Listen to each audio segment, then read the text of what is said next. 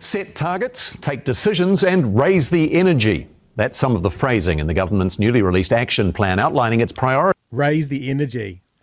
Energy levels are too low. So as a government, we want to raise the energy, Chewy. That's part of our action plan moving forward. One of the biggest criticisms of this, and I'm preempting it a little bit, is basically it does sound like a CEO to middle management where we need to reach our KPIs. That's actually what it all sounds like. That sounds like a fucking dream journal. But you already knew I'm just going to manifest this stuff. Yeah. Yep. Here we go. Priorities over the next 3 months. While it includes big ticket items like establishing a regional infrastructure fund, it also lists more obvious objectives like delivering next month's budget. And the opposition has criticised it, with Labor saying the country shouldn't be run like a company, while the Green Party's calling the plan a 36-point bingo card. Political editor Mikey Sherman reports.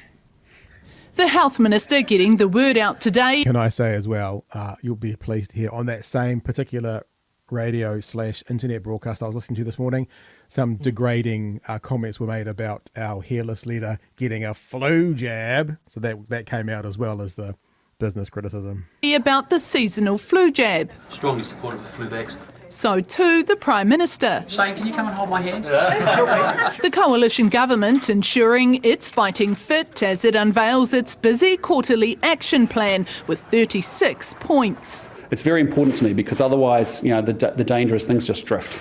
But some of the language used, like, quote, taking decisions, is raising eyebrows. It's a whole lot of jargon. It is very broad. There's no level of detail. It's just corporate buzzword soup. The opposition claiming it's... Luxon was on Breakfast this morning, and I've got 2 little 20-second snippets where Anna Burns-Francis questioned him about those buzzwords and some more examples of what those buzzwords are, which we'll play after we do this. Window dressing. It's trying to leverage off the fact that the Prime Minister used to be a chief executive, treating New Zealand like it is a business. No, I'm running this as a country and it's different from a company, but I am someone who's come to this job over the last 3 years, as you know, from politics, having led large organisations and having turned a lot of things around. This 36-point plan reads as far more of a bingo card for environmental destruction and trickle-down economics. Action points affecting the environment include finalising policy to keep agriculture out of the emissions trading scheme, making decisions about removing the ban on... Sorry, are you out, Chewy? Is that it? You're out. Our biggest emitter. Yep. Let's keep that out. Yep. Keep that out.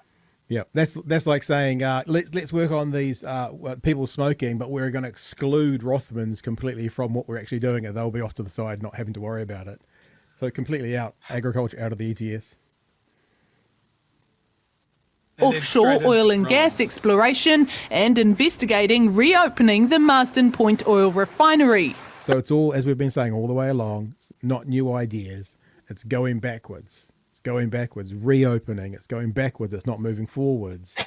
It's going backwards. This is just yet another relentless series of attacks on this government's war on nature. A fuel resilience plan is absolutely important for the industry. I'm advised on some days our fuel security can sink as low as 7 days worth of fuel. New Zealand. You know, there's an answer to that, Chewy, which we might talk about later in the show.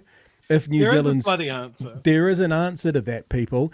If New Zealand's fuel supplies gets down to only having a week left for the whole country, there's a really clear. It's an electrifying idea, Chewy, that we might get to a bit later on in the show, that this government is currently murdering like you would never believe. I love these guys consistently can identify the problem and then completely fumble a response or an answer to it. Yes, Shane, we can sometimes run low on fuel. Yep. Is opening oil and gas exploration in New Zealand the solution? No, because it's not fuel oil in our area. It's not petroleum.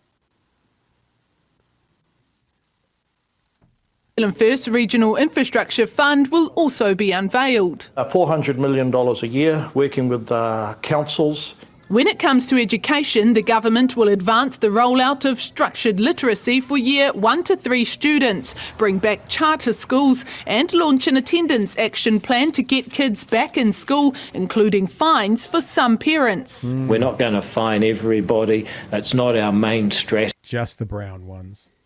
That's actually around things like data and triaging which kids need the most help and how effective the attendance officers are.